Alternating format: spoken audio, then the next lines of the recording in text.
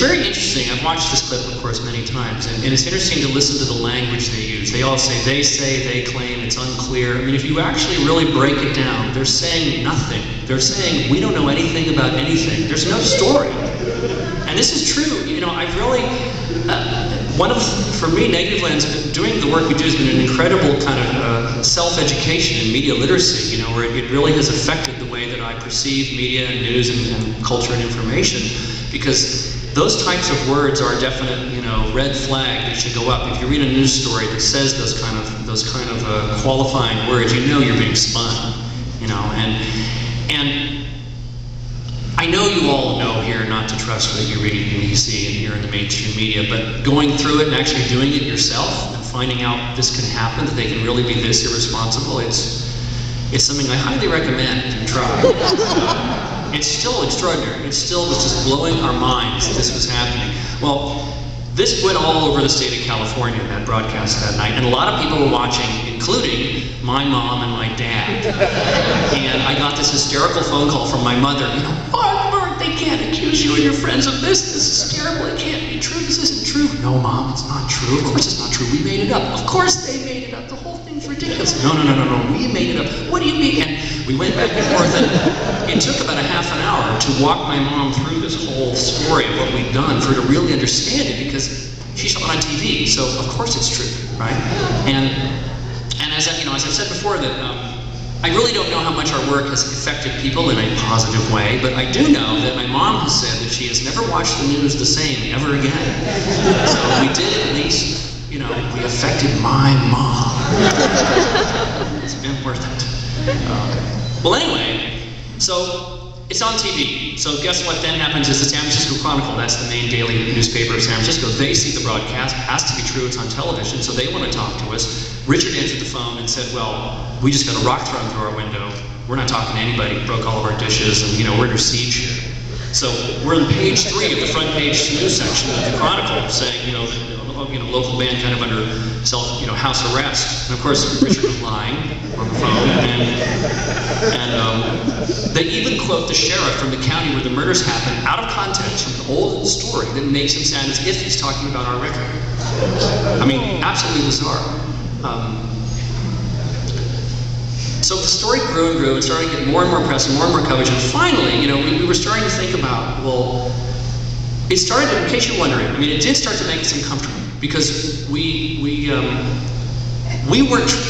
weren't interested in exploiting this true tragedy. We were interested in seeing how the media works. It was an experiment. But of course, what we were also doing was we were exploiting a true, horrible human tragedy. These people really did die. So we became increasingly ambivalent about that aspect of it, and we were thinking, I think the right thing to do is to finally tell the truth and maybe turn it into an art project. And we finally got asked, the NPR wanted to do a coverage on the whole thing, and at that point we said, okay, we're on National Public Radio, we're now going to explain to everyone that we've been lying to them for the last 6 months. And very nice moment, because we had a lot of fans of ours who were following the story, very upset about it, really rooting for us, you know, and all that, and suddenly you find out, let's say Negativland is one of your favorite groups, and you find out that we've just been completely fucking for all this stuff. So I love imagining that moment. I think that's just great. Don't trust artists. Well, anyway, the other thing interesting about the story, and I heard you kind of laugh during when it happened, is that every time they covered the story, they had to mention the phrase, the title of the song, "Christianity is stupid." This sentence gets repeated over and over again every single time, and that was a really interesting kind of unintended consequence of this whole thing. And I remember thinking at the time, I can't imagine Negativland will ever do anything else that will ever get any more attention than this. You know, this is just so extraordinary and so amazing. And if everyone previously thought of us as, if they knew of us at all, they thought of us as kind of these, you know, pointy-headed, geeky, you know, suburban, you know, white kids making these funny noise records. And now this new image we've attached ourselves is rather dark. You know, I can't imagine that anything else would ever supersede it. So I was wrong about that. We finally did do a tour, and we were touring up and down the West Coast. We played a show in Portland, Oregon, and a fan of it came up to us after the show and handed us something called a cassette tape. Do you know what that is? How many of you know what it is? Yes. I just heard heard about a heavy metal band that just put out their new record and they released it as 150 cassette tapes. I thought that was really great. That's great. So anyway, he hands us his tape and he said, "You've got to hear this. You will like it." So we took it back to the hotel we were staying at and put it on, and it was a recording of a top 40 DJ named Casey Kasem. How many of you know who this is? Oh, most of you do. This is great. Well, if you don't know who he is, Casey Kasem is no longer, he's probably semi-retired now, but he was the voice of America's Top 40 radio back when we had when we had Top 40. Yes, he's the voice of Shaggy and Scooby-Doo. Right?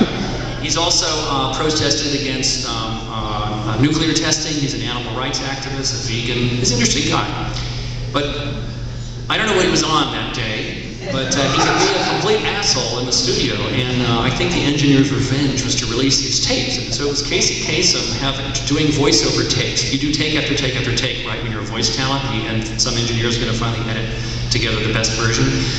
And boy, was he getting upset. Now, if something like this surfaced nowadays, we would not be inspired to make anything out of it because it would have ended up as an MP3, it would be out on the web, and it would be all over the place instantly. So this is another interesting way that, you know, things have really changed in terms of how you react to found materials and make things. Because part of what inspired us to make this was, one, is that it was pee your pants funny, and the other was, though, that nobody had it. This was very hard to come by. And he was doing a dedication to a family's dead dog. He was trying to introduce a song by a band that he got the name of the country they're from incorrect, but it's a band I know you've all heard of because they just put out a brand new record. And they're called U2. And we've been around about exactly the same number of years as they have. I guess our careers have taken different paths. But what happened next has meant that I have an inextricable link to them forever. I always find myself reading about whatever they're doing next. I can't help it. It's awful. Anyway, he was trying to introduce a song by the band U2, and we just, of course, got ideas. We got inspired. And we thought, what if we had Casey Kasem actually talking over some U2's music? You know how the on-air talent will talk over the music, right, and then they drop out right as the singing comes in? You know, why don't we do that? And I was imagining if we gave the lyrics from some song of U2's to David in Negativland, who's also called the Weatherman. He would do some probably colossally weird misreading of them, because he's good at that. And we decided on a U2 song called I Still Haven't Found What I'm Looking For. And we were thinking about the image of the U2 spy plane itself, which is a plane that goes places it's not supposed to go. And that kind of fit with what we were doing with this record, and also with the whole image of the plane and the title of his song. And we then, based upon the title of the song, we had recordings of a bunch of truckers on CB radios who were trying to track down a guy using kind of triangulation to track down a guy to beat the shit out of him, someone who was taunting them. And we had recordings of people talking about looking for dirty words in music and looking for things in drawers to all fit with I Still Haven't Found What I'm Looking For. And it gradually developed into kind of an A-side and a B-side, two different versions of it. One of them with these funny dramatic reading of the lyrics, Bono's lyrics all sort of screwed up and us humming the melody in the background. And the other side was a very mechanical karaoke kind of version of the song where we actually found the MIDI data for the U2 song, and we were able to use it in our computers and actually arrange it ourselves, you know, replacing the drum fills with light bulbs breaking, and using video game sound effects in the place of the Edge's guitar riff, and generally having a lot of fun with it. And the project was just, I mean, absolutely, we were just inspired. You know, we felt like we're on fire. This is a great one. But I wonder if this is dangerous. Well, at some point, of course, we had to design the cover of the thing, and we were thinking about, well, what do we call it? What do we call it? What do we call it? I don't know. What if we just call it U2? We seem to gravitate toward these kind of simple title ideas. Maybe we call it U-2. Now, the band is called U2, with no dash. The airplane is U-2. So we slightly differentiated.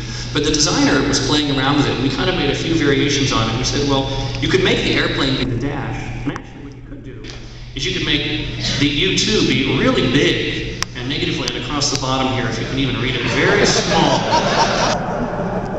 And it looks like a brand new record by U2 called Negativland. Now, I think this is a great idea. Still? And great ideas must not be denied.